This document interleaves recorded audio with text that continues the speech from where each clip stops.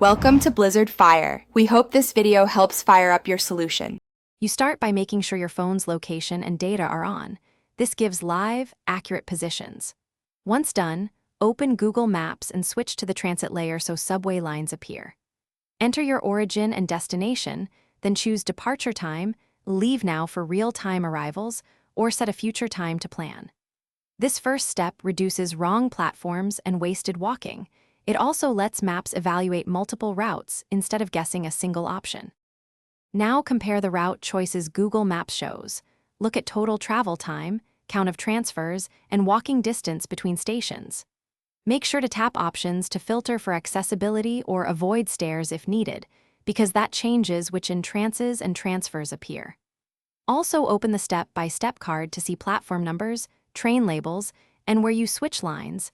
This prevents surprises underground. Take a moment to pick the route with the best trade-off between speed and ease of Start navigation and follow the turn-by-turn prompts. Google will alert you to delays, reroutes, and which car to board when available. Make sure to save the map area offline or take a screenshot if service might drop. That simple step keeps your route visible.